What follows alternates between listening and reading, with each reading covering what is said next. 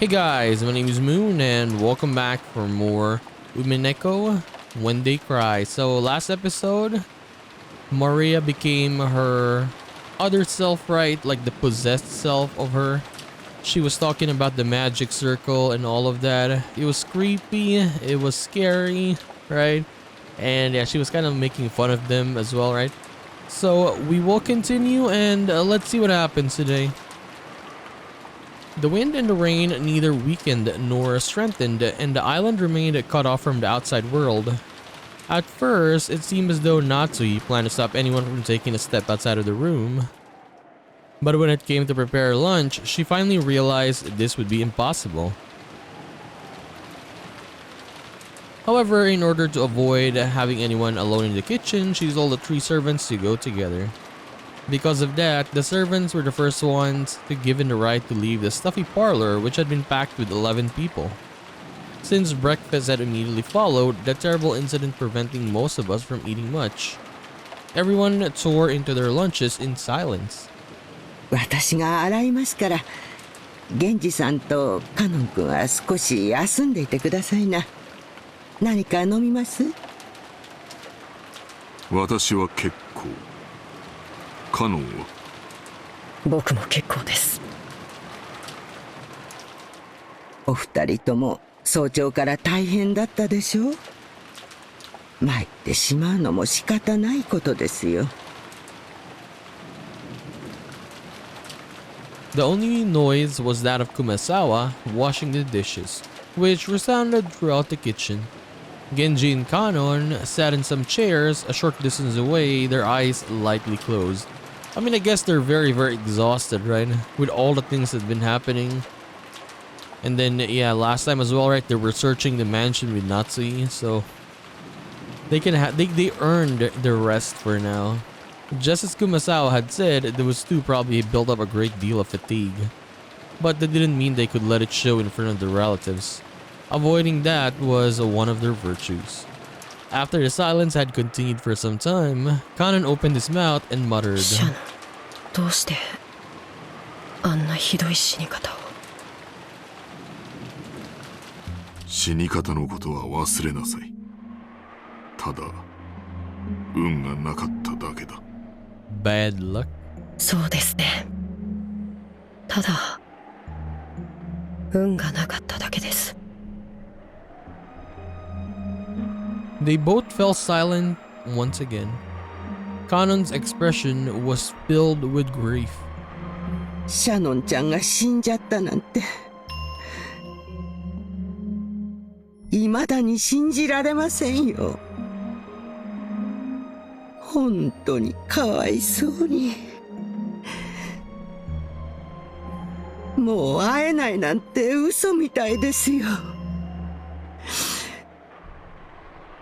もう一度あの子の笑顔が見たかったのに。Kumasawa spoke with her back facing them. After all, Kumasawa hadn't seen Shannon's corpse, so she had no trouble mentioning Shannon's face. True. And she was not there, right, in the storehouse. When Kanon heard those words, it reminded him again how only half of Shannon's face had been left, and his grieving expression twisted even further. どうしてベアトリーチェ様はシャノンを。Beatrice-sama? 生贄が欲しかったなら他にも大勢いただろうに。どうして。 Okay, so for them to actually believe that Beatrice is real? Or maybe there's an actual Beatrice though, right? Maybe there's an actual Beatrice in Rokinjima, right? That we just don't see. That just shows up, for example. Like, you know what I mean? Not just shows up. What I mean is she's not showing herself to the Shiromiya family, but I guess the servants know her. Probably, right? Something like that. Maybe. But then again, yeah, Kinzo is always shouting, right? I want to see Beatrice again. So I doubt it though. Maybe they're just saying that. Why did Beatrice-sama do this? Maybe, yeah, because Kinzo is always mentioning this, right? And then for them, I guess they believe it now as well. Probably. ただ、運が悪かっただけだ。少しの運がたがえば、シャノンの代わりにあそこに横たわっていたのは私だったのかもしれないし、お前だったのかもしれない。あるいは他の誰かだったのかもしれない。全ては運命だ。源氏様、奥様の部屋の扉に血のような跡がついていたとおっしゃっていましたね。シャッターに書かれていたのと同じもので。うん。気味の悪い跡だった。まるで血のついた指でドアノブを引き抜こうとするかのような。部屋、扉をかき破ろうとしたのか。そんな気味の悪い跡だった。ベアトリーチェ様が奥様の部屋を訪れて、そして扉を開こうとしたけれど開けなかったということでしょうか。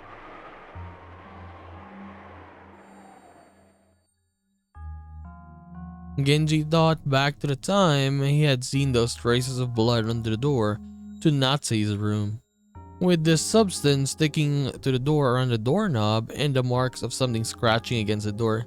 Oh yeah, because Natsu was in, yeah, she was in the mansion, right? But she had, what was it again? Jessica's charm, right, that Maria gave? I guess it protected her, right? So she was just lucky, and Shannon was just, yeah, had bad luck.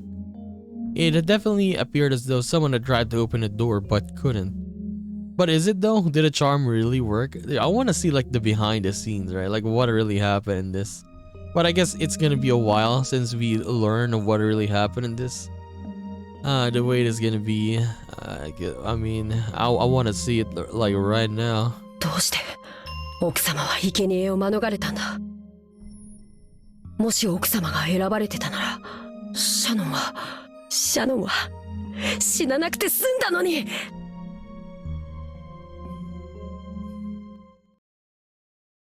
Just then a loud, sharp noise came in from the hall. Both of them turned around surprised. 面白そうな話じゃねえか。俺も混ぜてくれよ。Before any of the servants realized it, Butler was standing in the doorway to the kitchen. バトル様、これは失礼いたしました。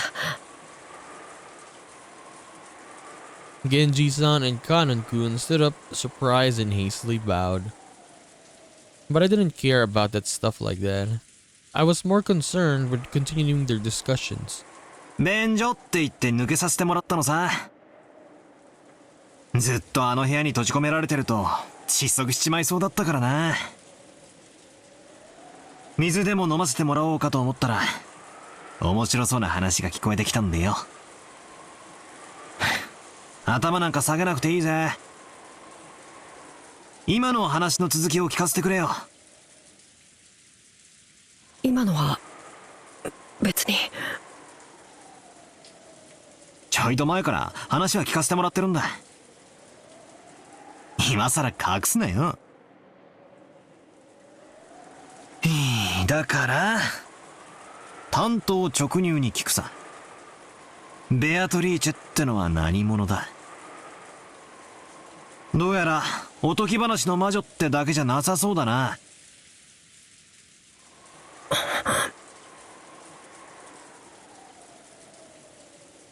Kanan-kun averted his gaze.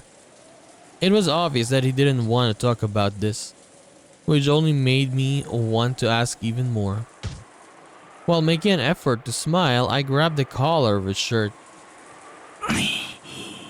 ゆうべまでなら俺は無関係さ。だがな、今朝からは違う。親父たちを殺された時点で俺は立派な関係者だ。俺にもそのうさんくさそうな話を聞かせてもらう資格があるはずだぜ。I glared into Kanon's eyes as he continued to avert his gaze in apparent pain. Since there was a big difference in our heights, Kanon had to stand on his toes and it looked like it hurt a bit. バトラさん、手を離してやってくださいな。別にカノンさんは隠しているわけではないのです。じゃあ話してくれたっていいじゃねえか。仲間外れたら寂しいぜ。When I tried to further twist up his collar, Genji-san caught between us and spoke. In his expression were faint traces that he'd made up his mind to do something. Apparently he had no intention of hiding it. お話しすることはできます。 But yeah, honestly, they should just include Butler, man. He lost his parents. Yeah. Just let him talk with you guys. ただ、バトラ様がお気を悪くなされるかもしれませんので、躊躇なんて男らしくねえぜ。内緒にされる方が気持ち悪いさ。聞かせてくれよ。どうせ明日までできることはないんだ。多少はうさんくさい話の方が退屈も紛れるってもんだぜ。Genji and Kanan-kun looked at each other and then nodded as though they decided to talk. わかりました。何でもお聞きください。お話しします。ああ。じゃあ聞くぜ。ベアトリーチェってのは一体何なんだ。俺が知ってる限りでは露見島の森に住まう魔女ってことになってる。森に入ると危ないからってんで、ばあ様あたりが作り出した脅し話だって聞いてる。違うのか。いえ、違いません。It isn't wrong. Okay. その通りです。ベアトリーチェ様は六軒島の森に住まわれる魔女であらせられます。バトラ様、にわかには信じられないでしょうが。So there really is a Beatrice? ベアトリーチェ様は存在するのです。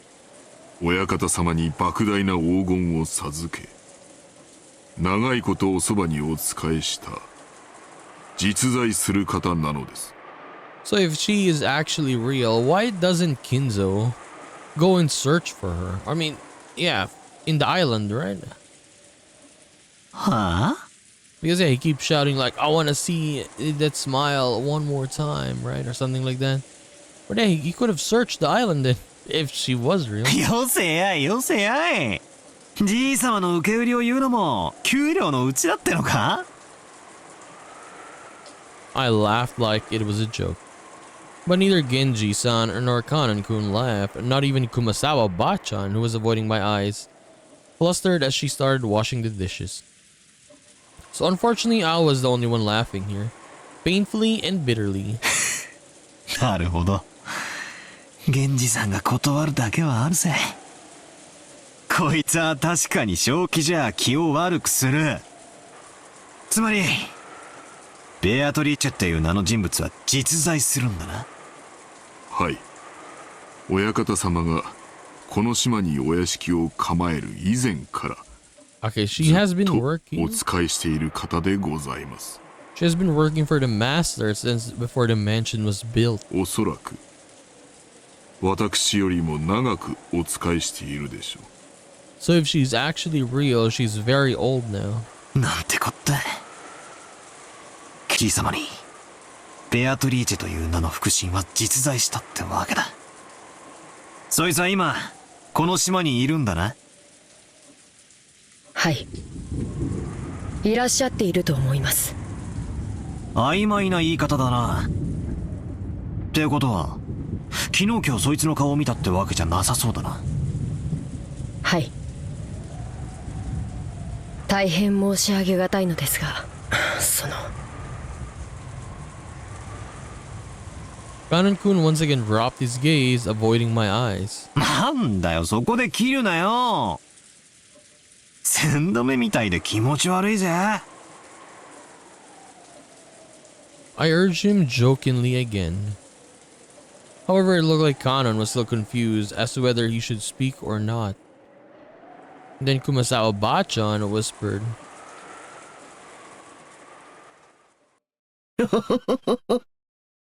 お顔を見ようにも、ベアトリーチェ様にはお姿がありませんから。So you cannot see her form or see her face because she has no form. お姿がなんだって？ベアトリーチェ様にはお体がありません。ですから、ベアトリーチェ様がお望みにならない限り、私ども凡庸ではお姿を見ることすら叶いません。ベアトリーチェ様が人の姿をされていた頃の絵が、あの肖像画のものなのだとか。そのお姿を懐かしみ、よく肖像画の前に佇まれているそうな。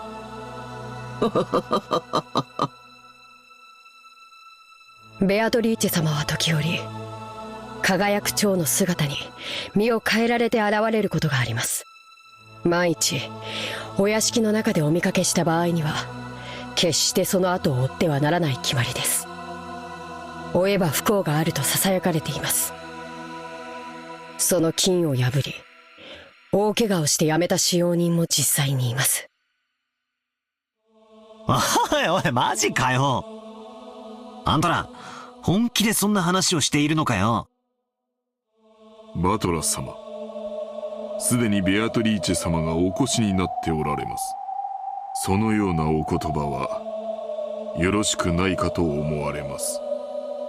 ベアトリーチェ様はご自身を冒涜される方を好みません。その存在を疑えば必ずや不幸が降りかかるでしょう。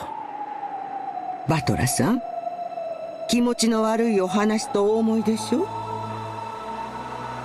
ですがね、ベアトリーチェ様はいるんですよ。います。それを疑われることをベアトリーチェ様はことのほか嫌われます。わかりませんか、バトラ様。ベアトリーチェ様は今すでに。おいおい、よせよ。俺、そういうのは弱いんだぜ。脅しっこなしにしろい。However, there was no trace of a joke in the eyes of the three servants. On the surface, I laughed and tried to look unconcerned, but I was quickly starting to sober up. Their eyes were also sobering up fast. バトラさん、お願いですから、ベアトリーチェ様を冒涜することはおやめください。悪いことは申し上げません。Kumasawa Bachan, who was usually cheerful and would always tease people, now spoke with a totally serious face. いや、いるって言われてもよ。俺には何も見えないぜ。今、俺の隣にいるとでも言うのかよ。冗談よせやい。So maybe the only thing that they saw, oh my god. No, I was saying like maybe the only thing that they saw is the butterflies, right? Jesus Christ, Mario, what is wrong with you? And just then, that unnerving laugh suddenly filled the kitchen. Oh my, look at her face. When I turned around, Mario was standing there by the entrance. Dude, the music though, it really sets the scene, right? But her expression and the feeling about her presence felt exactly the same as the servants. 波長の合う合わないは生まれつきだよ。バトラは生まれつき波長が合わないタイプなんだよ。だから見えない、会えない、話せない。ベアトリーチェの一番嫌いなタイプだよ。Maria laughed like it was funny, but it sounded extremely eerie. It was almost like she was laughing at me because I alone didn't understand. ベアトリーチェのことが知りたい？ベアトリーチェはね、1000年の魔女なんだよ。1,000-year-old witch. あらゆる悪魔を刺激し、錬金術を極め、賢者の石を生み出し、莫大な黄金を生み出すことができる。おじいさまは彼女と契約することで、後ろ宮家に莫大な富を築いたんだよ。昨日私がベアトリーチェの手紙を読んだでしょ？あれは本当なんだよ。バトラに信じろと言っても無理な話だろうけど。六冠が生まれつきさっぱりみたいだからね。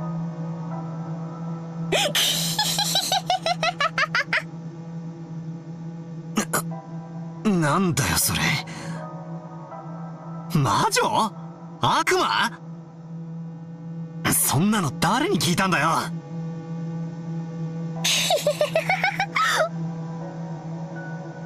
ベアトリーチェ本人に聞いたんだよ。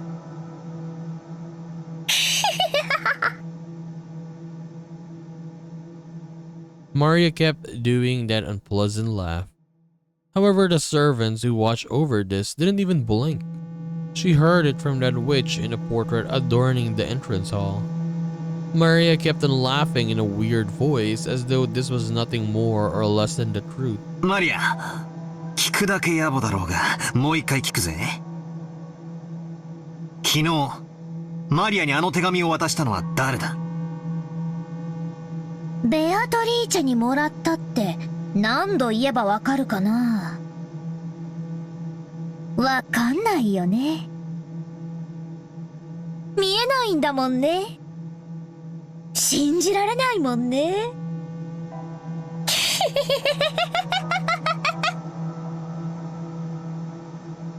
Just then, Maria's laughter suddenly stopped. バトラ、まだわかんない？ベアトリーチェがいるのが。いるって、どこにさ？だから、ベアトリーチェがここにいるのが。That's right. Now that I think about it, I've been feeling for a while now that the servants' eyes haven't been pointed in quite the right direction. I'd figured they were just staring absent-mindedly, but that wasn't the case. The four here, Genji-san, Kanan-kun, Kumasawa-san, and Maria, and the servants didn't even what do you call this? Acknowledge Maria when she came in, right? Like they didn't say anything. Everyone except me. Maybe they know that she's being possessed, right? Let's say, yeah, being possessed by Beatrice. Was looking at the spot right behind me. Holding my breath tightly, I slowly looked over my shoulder. Okay. Of course, there wasn't anyone there. I've known that the whole time. However, everyone in the room except me was focusing on that point as if there was someone there. ベアトリーチェは1000年を生きた偉大な黄金の魔女。でも波長の合う人間にしか自分の姿を見せられないし、話しかけられない。だからね、それがとても悲しいんだよ。だからバトラみたいな生まれつき魔法のセンスもかけらのない人に存在を否定されるのがものすごく嫌いなんだよ。バトラは幸運だよ。昨日私にお守りをもらっていてよかったね。それを身につけていなかったら、今頃ベアトリーチェのどんな呪いが身に及んでいたか分かったものじゃない。本当に幸運なんだよ、バトラは。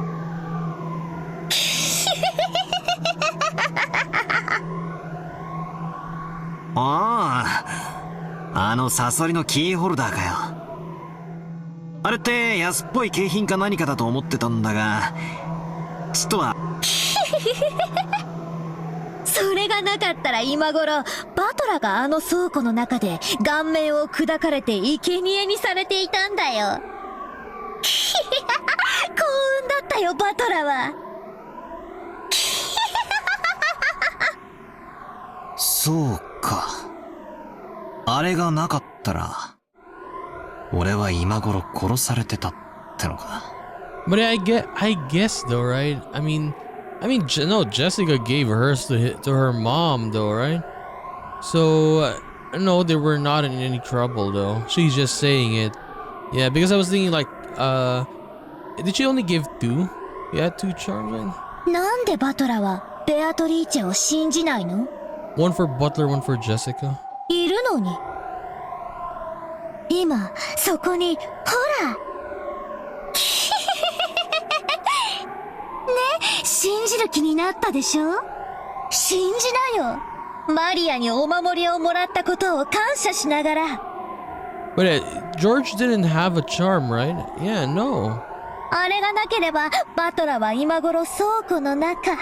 No, this, yeah, she's just saying that. Yeah, she's just saying this. 代わりに誰か一人が助かっていたかもしれないね。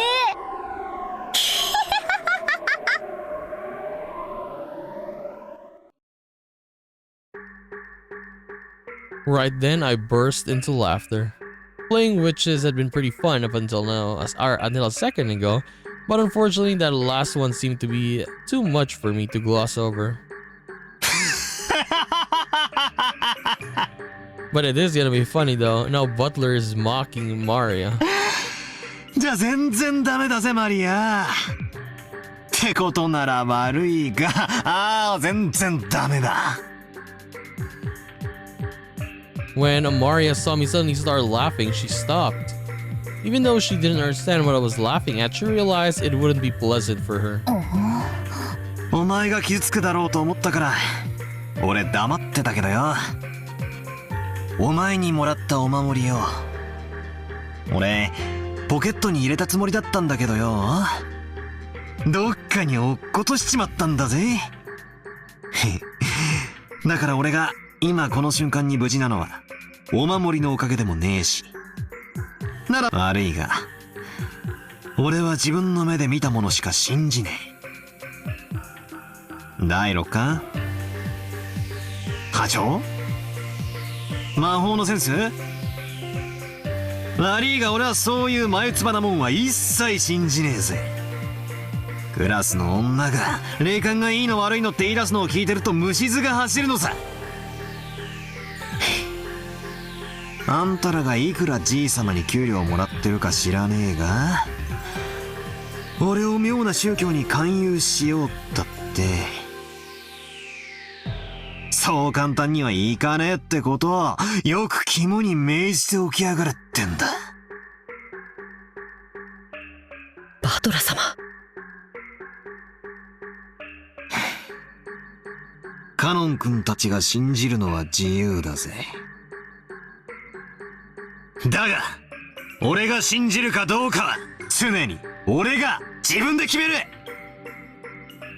悪いがこの目で見るまでベアトリーチェなんてうさんくさいものの存在を信じるわけにはいかないぜ。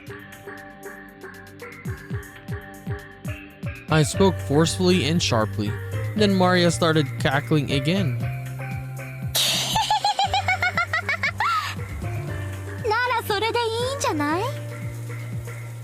いずれお前のような波長が全然合わない人の目にもベアトリーチェは見えるようになる。もうじき蘇るんだよ、ベアトリーチェはね。そうしたら一緒にいっぱいお話をしたり遊んだりしようって約束してるんだよ。疑う必要も無理に信じる必要も全くない。現れるんだよ、もうじきね。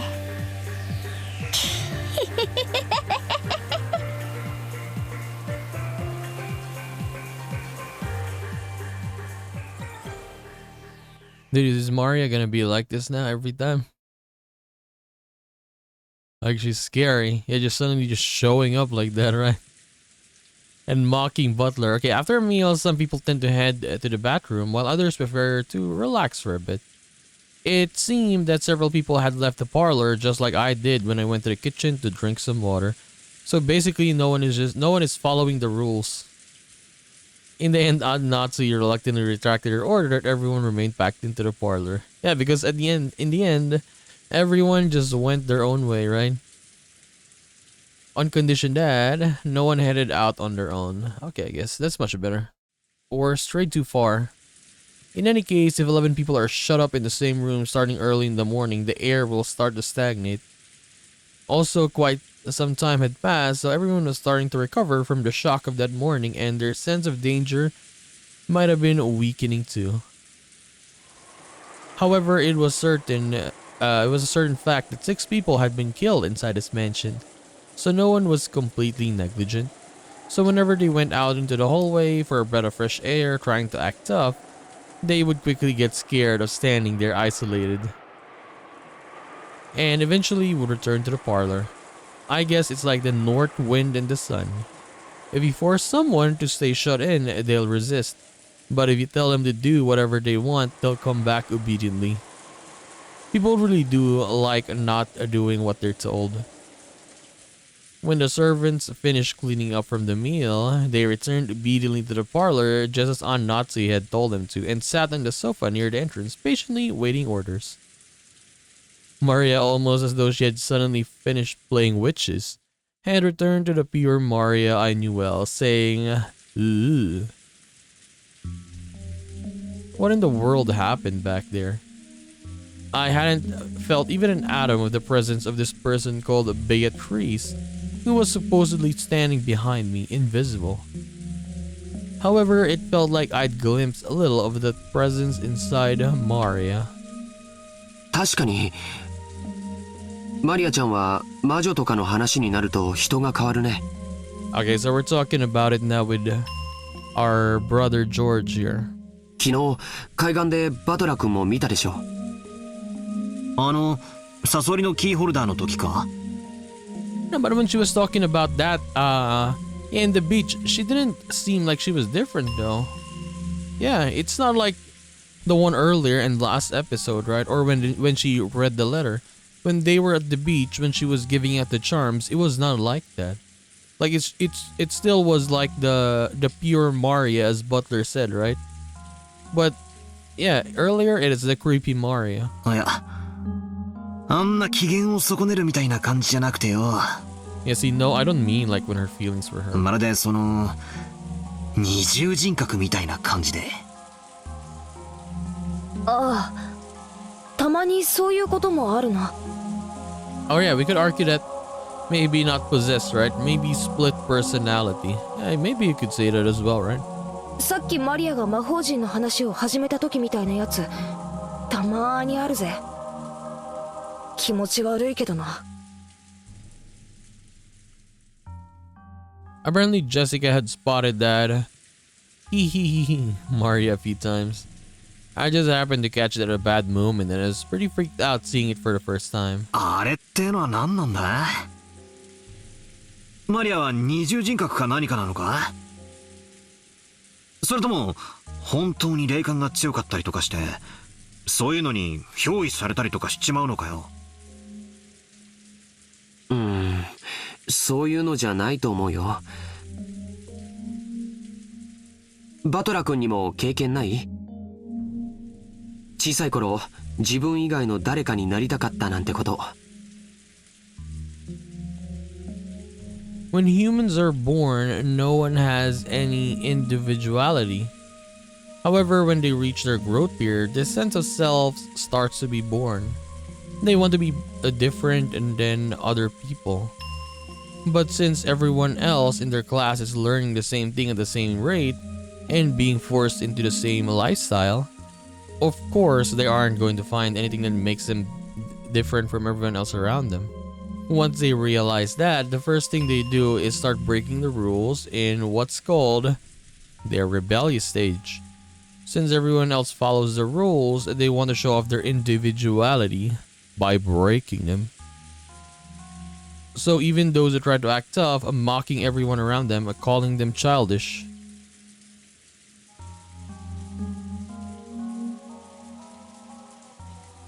Can actually be viewed as cute kids searching for themselves if you look at it this way. Well, I'm lecturing about all this like I'm so smart, but I actually got it secondhand from George Aniki. I myself was one of those embarrassing guys who thought it was cool or to act like a little bastard, or cool to act like a little bastard. Well, that was when I was the age where I tried to show off for the opposite sex. 成長期の根底には子供から脱却したいというひよこが殻を破るのに似た衝動がある。子供と大人の違いは何かわかるかい？年齢？それとも体格？違うよ。経験だよ。大人が子供を見下すのは人生経験が少ないからだよ。子供が何を言っても鼻で笑ってしまうのは世間知らずのくせにと見下しているからだよ。ああ、そういうのわかるぜ。子供の頃って妙に人生ってもう悟りきったようなことを口にして年長しゃぶりたくなるよな。大人は子供が何を言っても世の中甘くないとか社会に出ればわかるとか鼻で笑ってる。まあ実際そうなんだけど、子供的にはそういうのって見下されてるみたいでムカつくんだよな。なるほどな。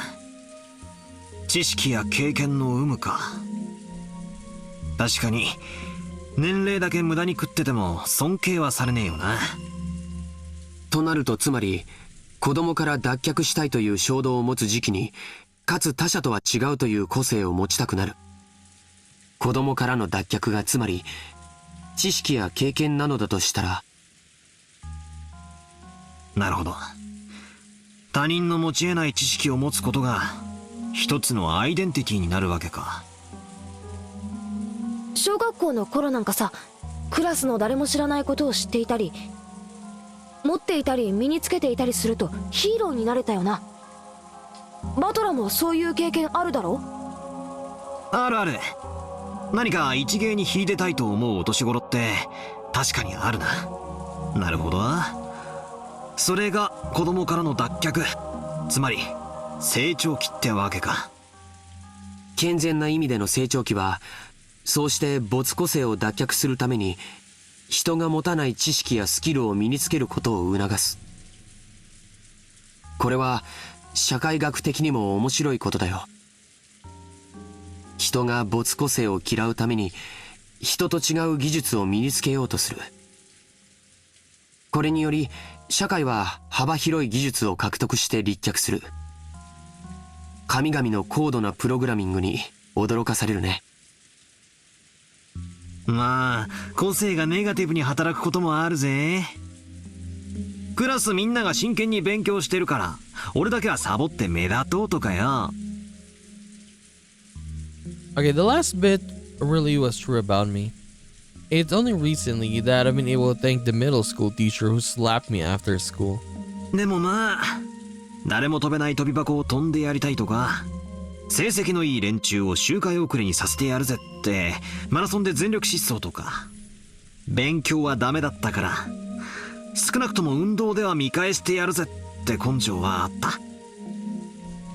なるほど。ちゃんと成長期してるな俺。男子ってやっぱり肉体的な方面に関心が向くよな。でもよ、同じ時期に女子は精神的な面に向きやすいんだよ。バトラのクラスの女子にも占いとか霊感とかそんなこと言ってる女子連中のグループがあったりしただろ？あったあった。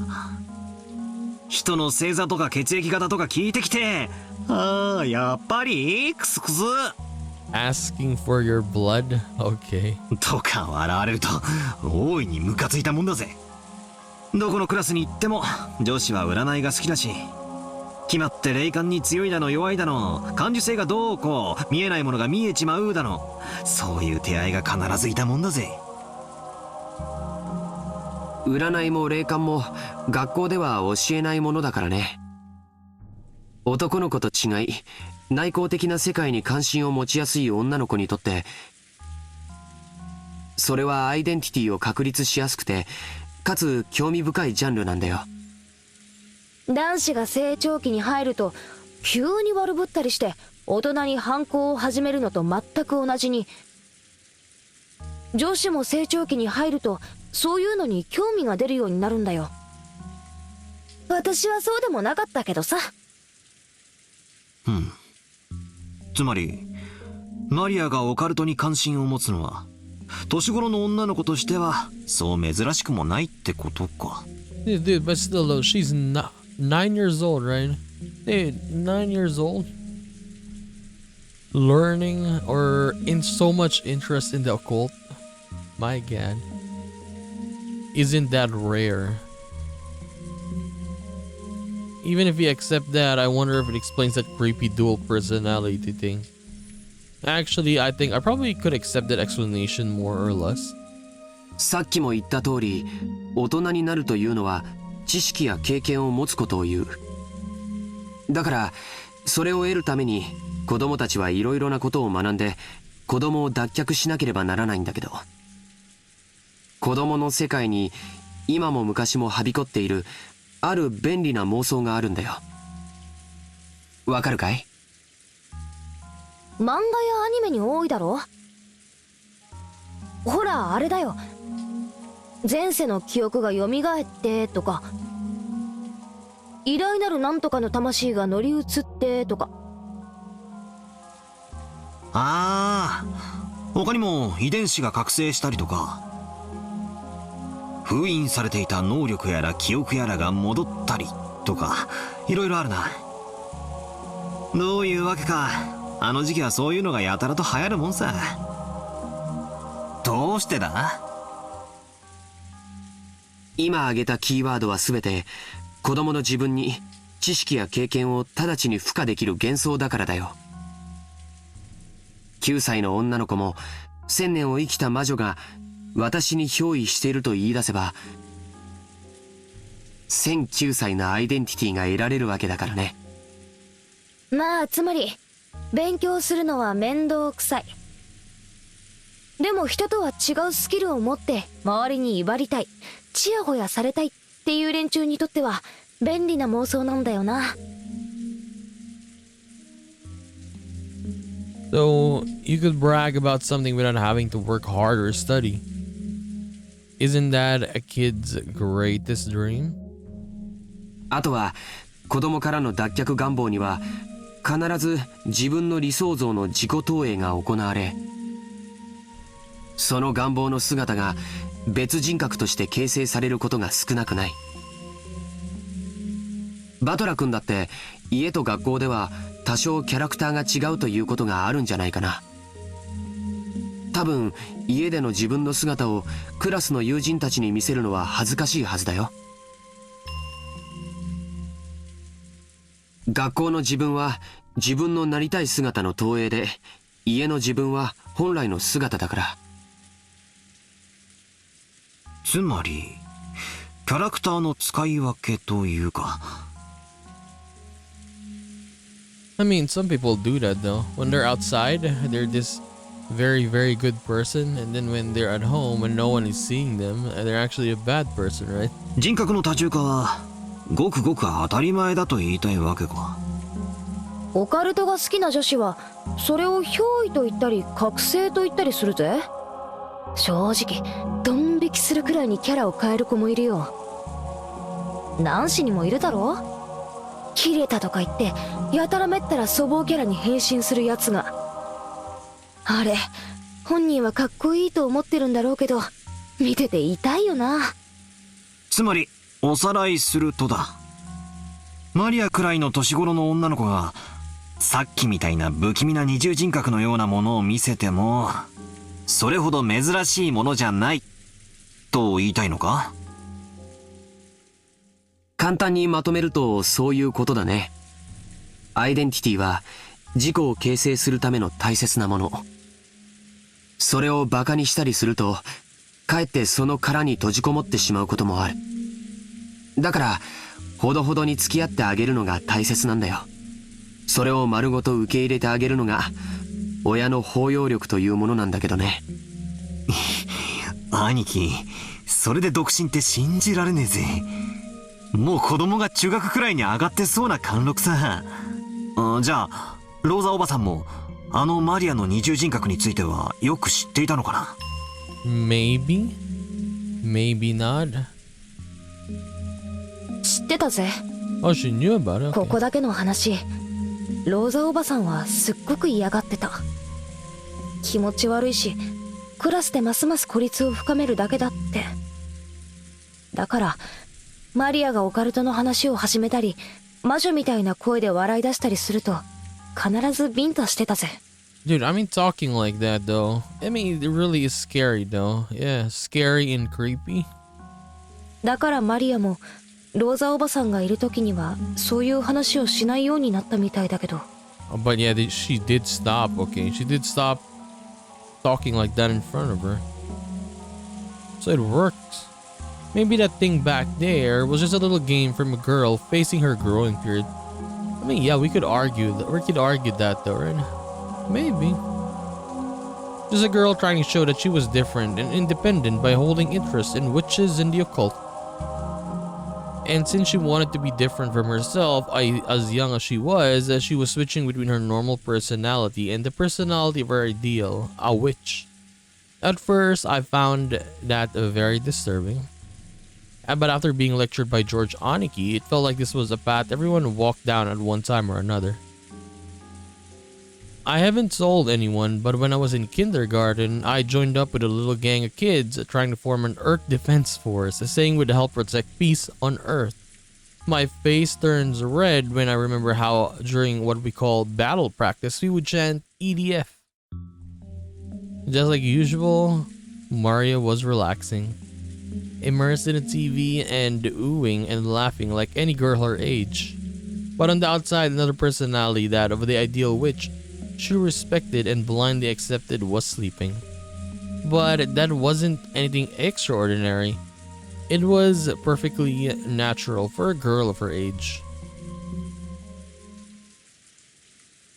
I've calmed down a little. The shock from my bizarre experience in the kitchen is just now fading away. If I hadn't talked to Aniki and Jessica, I might still be frightened by the idea that an invisible witch is standing right behind me.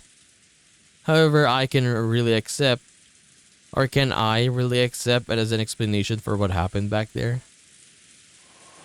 If it had just been Maria, I could have explained it as the fickle delusions of a growing girl.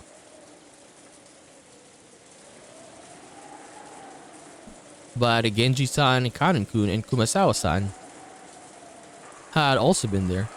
None of them had denied what Maria said. They silently accepted that Beatrice exists. I was starting to feel uneasy. Aunt Ava's position was that no 19th person existed, that the crime was an inside job tied to the family's quarrels. On the other hand, Aunt Natsui's position was that the culprit was hiding somewhere outside the mansion. So she rejected the possibility of an inside job and supported the idea that a 19th person existed. And in the kitchen, Maria and the servants had also supported the idea of a 19th person. But according to them, this 19th person isn't human. They said it was an invisible witch carrying out some mysterious plan. Is there a 19th person or not? And is the culprit a human or a witch? But for some reason, I couldn't just laugh off any of those possibilities. Not even the most ridiculous story about the witch.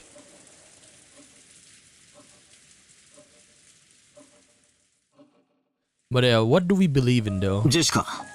Right? Is there a witch? Is there no witch? Is it what? Is Maria getting possessed? Is Maria just pretending to be Beatrice? Or what? Right? ベアトリーチェの話ってのは、俺の認識では森に子供たちが迷い込まないようにってんで作った大人の脅し話だってことになってんだが、この屋敷じゃ違うのか？私もバトラと同じ意見だぜ。こんなのは子供に言うことを聞かせるために親が作った間抜けな怪談だと思ってる。でもそうだと口にはできない空気が屋敷内にあることは否めないな。おじい様がベアトリーチェは存在すると公言されているからね。使用人たちは立場上それを疑えないし、クラウスおじさんたちもおじい様と喧嘩がしたいわけもないから、表向きは口を揃えてる。だから多分このお屋敷ではベアトリーチェの存在を疑うことはある種のタブーだと思うんだよ。年に一度しか来ない僕たちと違ってね。そうでしょ。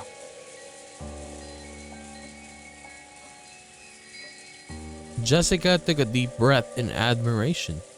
It looked like Aniki had guessed right. ジョージ兄さんの言う通りだぜ。みんな腹の中じゃ信じてるわけじゃない。でも表向きはその存在を認めてる。ほら、神様の存在を認めるようなそんな雰囲気だよ。実際にはいないことを知ってても、それを口に出して否定したら野暮みたいな空気だな。使用人たちの間ではどういうことになってんだ？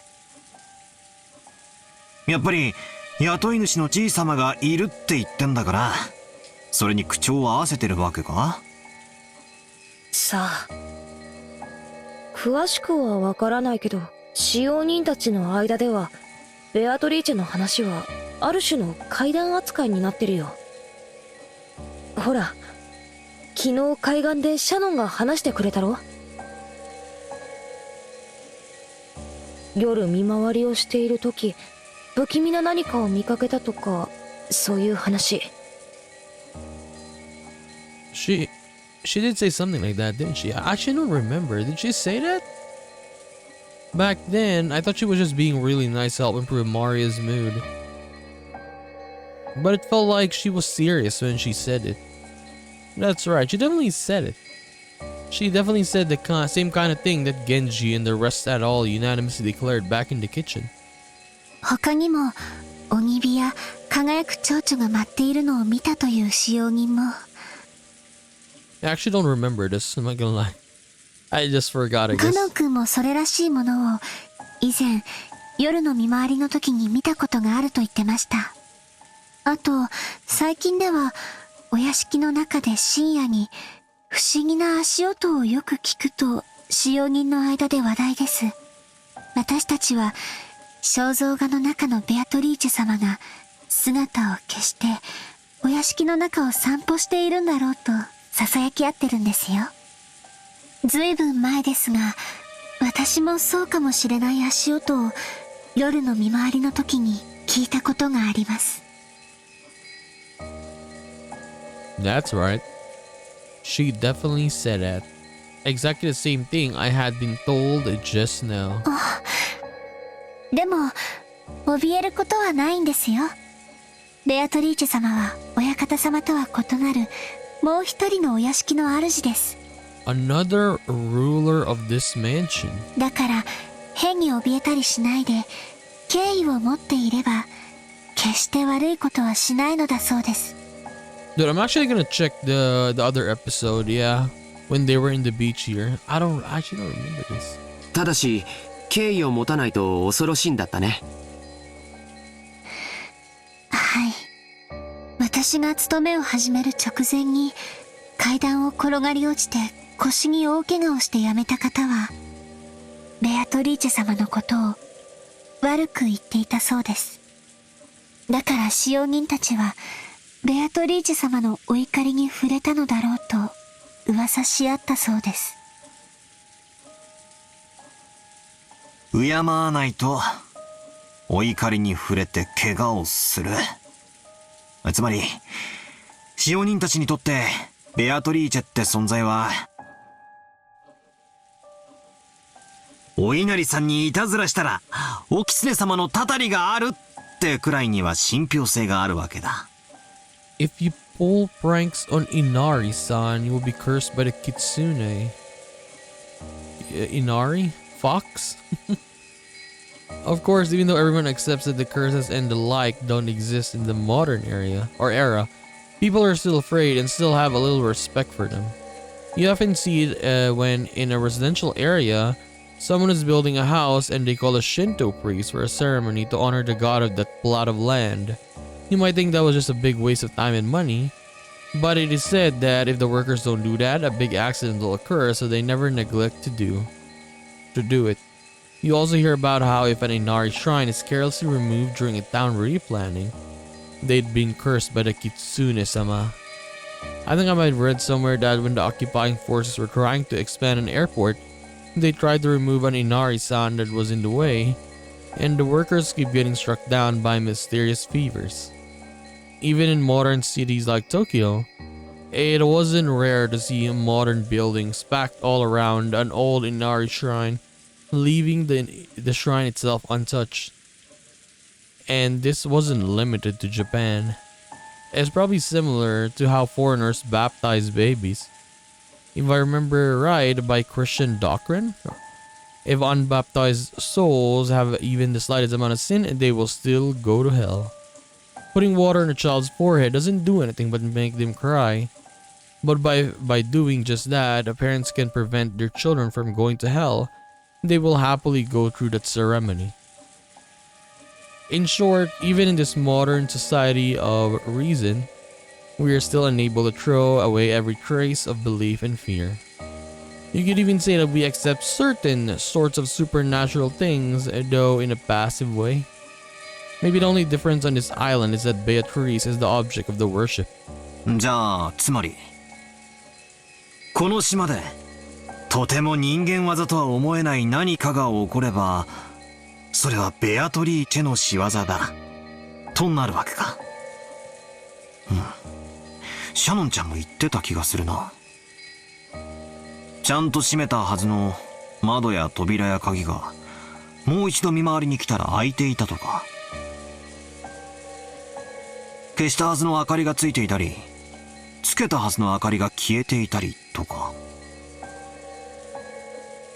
んで、確かジェシカは朝出かけようとしたらカバンが見つからないのもベアトリーチェの仕業だってふざけてたんだよな。よく覚えてるな。普通なら妖精さんが隠したとでも言うところが、この島ではベアトリーチェがになるってだけの話だぜ。ま、そんなくだらない話さ。このお屋敷も築30年くらいになるそうだからね。それだけになれば多少の怪談やオカルトは生まれてくるものだよ。学校の七不思議なんかのようにね。そこでチェス盤をひっくり返すぜ。Okay, this guy is obsessed with chessboards. He always mentions this. つまりこの島では人間にはできないことはベアトリーチェの仕業と置き換えることができるルールがあるってわけだ。人間にはできないこと。人間は何人だ？ 18 人だ。つまり犯人はこの島のルールにのっとってこの事件は魔女の仕業だとアピールしてることになる。つまりそれは19人目の仕業ですよと訴えたくて仕方がないわけだ。気に入らねえぜ。全然気に入らねえ。気に入らないって何がだよ。仮に不可視の19人目が存在してそいつが自分の存在をアピールしたいなら、俺ならもっと完璧なタイミングでやるぜ。完璧なタイミングでってのはどういう意味だい？ Perfect timing. ああ。だって事件は深夜から未明にかけて起こったろ。 Okay, a lot of people are asleep, is that it? 深夜まで話し合いをしてたり夜勤をしてたり、あるいは部屋に帰って寝ていたり、どいつもこいつもアリバイがあやふやで十分内部犯行が疑える段階だ。ジョージの兄貴もエヴァおばさんに聞かされてるんだろ。内部犯行の可能性が高いって話。まあね。つまり不可視の19人目が実在したなら最初の事件は自分のアピールに失敗してるんだ。いや、そもそも時間帯がミステイクだ。不可視の19人目をアピールするためには死んだ6人以外の12人が全員白であることが確定している状況下で行われなければならない。Okay, I guess. 疑わしい人間がゼロにならなきゃ、自分の存在をアピールできないんだよ。Because, yeah, it's really hard to say, right? I mean, Butler is correct here. だから、全員のアリバイが一番あやふやになる深夜の時間帯は、19人目にとって、自分が一番あやふやになる時間帯でもある。にもかかわらず、その時間を選んで犯行に及んだ。そんな時間に犯行を起こせば、18人の誰かが疑われるのは明白。にもかかわらず、マリアに手紙を渡して魔女を名乗り、誰もが自分でないと否定している。つまりベアトリーチェという19人目がいるように見せかけたい人間が18人の中にいると、こう言いたいのかよ。なんだかぶっ飛んだ発想だな。まだお袋の屋敷の外に不審者が潜んでいるって話の方が信憑性があるってもんだぜ。まさかバトラーはこの客間の中に犯人がいると疑っているのかよ。 Can we actually say Ava though? Yeah. George is right here. Can we say that? ああ。何者かが、俺たちにベアトリーチェが存在すると認めそうさ。昨べのあの手紙からもう事件は始まっていたんだ。証拠も根拠も何もねえけどな。鉄板を逆さにした限りじゃ、俺の見立てはこんなところだ。飛びまくってるにも程があるぜ。妙な推理小説の読みすぎじゃねえのかよ。でも、無視できない着眼点もあるね。19人目がいるかいないかは別にしても、その犯人は確実にこの島のルールにのっとって何かを仕掛けてきている。僕はね、今バトラ君の話を聞いていて、少しだけ気持ち悪いことを思い出してたんだよ。気持ち悪いことって？覚えてるかい？ベアトリーチェの手紙。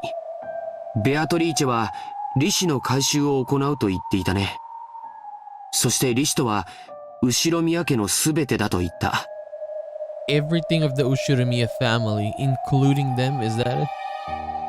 Jessica and I thought back on what Maria had read aloud the previous 言っ night. てたぜ。確かに言ってた。そして利子の回収をこれから行うが、黄金の謎を解いたらその権利を失うとも言ってたよな。おじい様は黄金を授かり、後宮家を再興した。つまり黄金を資本に生み出したものすべてが利子だってベアトリーチェは言っている。Yeah, everything that includes everyone in the family, I suppose. つまり Which means the people as well, the family itself. 冗談きついぜ兄貴。まさか後宮家のすべて、つまりじい様が生み出したものすべてってことは、じい様から血を分けた一族のことを指すってのかよ。あの手紙をそう読み解いたなら、この殺人はベアトリーチェが行った正当な利子の回収ということになる。となればこの事件はまだ続くよ。利子の回収はまだ途中なんだからね。George turned around, looking over the parlor. There were so many people who held the name Ushirimiya, and because Gora-san and Shanan-chan had been killed, we knew that not even the servants were safe, despite lacking the Ushirimiya name. 私たち全員を殺すつもりかよ。 So, I mean, yeah, it does say it here though, right? Where is it? Tips. The epitaph. On the 10th twilight, you shall attain the true power. On the 9th twilight, the witch shall revive and none shall be left alive. So in the end, yeah, pretty much everyone, right? Unless you find the gold, everyone will just die, right? Is that it? でもおかしいよジョージ兄さん。ならどうして6人だけ？他に大勢殺せたはず。下手をすれば寝込みを襲って全員を一晩で殺すことも可能だったはず。どうしてそれをしなかったの？特別条項だよ。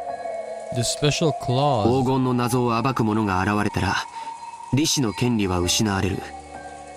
そして手紙の最後にはこう結ばれていたはずだよ。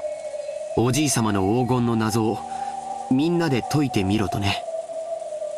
ジーザス、ようやく犯人のメッセージが分かってきたじゃねえか。つまり犯人は俺たちにじい様のあの碑文の謎を解いてみやがれと言ってるわけだ。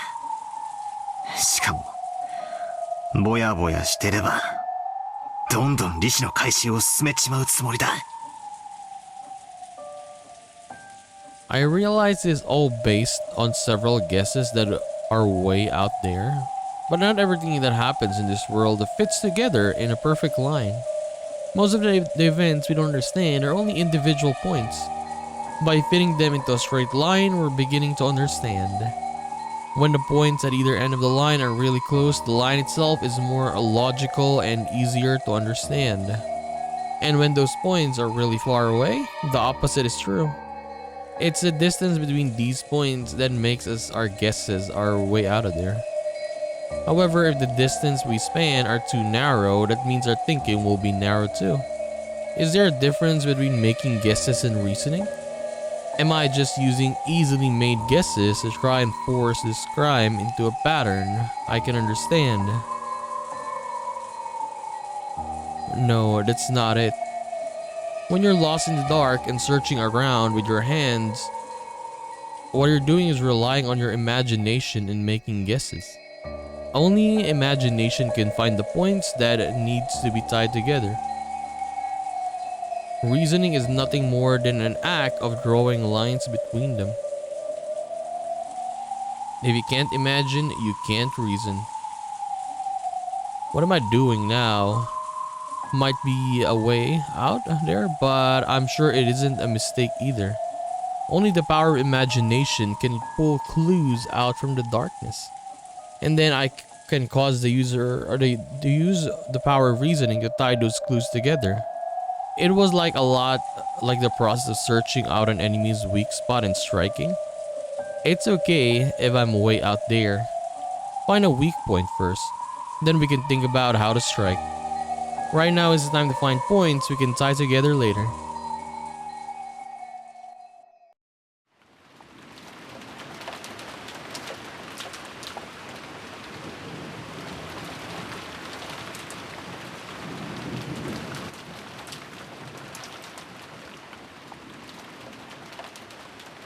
Okay, so let's take a break here. My god, though, that was a nice conversation. Yeah, George, Jessica, Butler there, and then Maria being weird again right earlier. But yeah, they have a point though there. Split personality, or maybe just a dual personality, right? With Maria there. Because yeah, when Jessica was talking about it, Rosa knew about that personality, right? That she'd be this creepy, talking like that. Like the witch stuff, right? And then Rosa hated it. And I guess, yeah, she was getting hurt. So Maria stopped it, right? So maybe she's just doing it, normally, right? She can act like she's just a normal kid, the pure Maria. And then she can also act like this, the other Maria, who's very, very creepy, right? And then George and the others, talking about the interest, right? One by one. But yeah, I do wonder though. I do wonder. So it's the second night today. Where is it? Tips, right? When is this gonna happen though? For example, the second twilight, right? When is this gonna happen? The third twilight, fourth twilight, fifth twilight. When is this gonna happen? Okay, I'm very curious. Okay, so once the second twilight happens, I guess we're gonna understand, right? Or maybe not. I don't know. Because yeah, I don't think it'll reach a seventh twilight. So if twilight is midnight every time, so that's like 7 days. Like seventh twilight, the 7th day. Is that it? We'll see. We'll see. On the fourth twilight, the fifth twilight, sixth twilight. I don't know. But do you believe that Beatrice is actually real though? Me personally, I don't know. I'm not sure yet. I mean, it's not really convincing right now. But yeah, I think Ava is the most suspicious one, at least for now. Well, what did I say last time? They say I'm not sure yet, but yeah, top of the list, I guess Ava for now. Ava's gonna be the most suspicious one. If there is no 18th person, I mean. But if she dies in the second Twilight, yeah, I don't know anymore after that. Like, who could be doing this, right? So, yeah. We are gonna continue this and do more of Umineko When They Cry in the next one. So I'll just see you then, guys. Bye bye.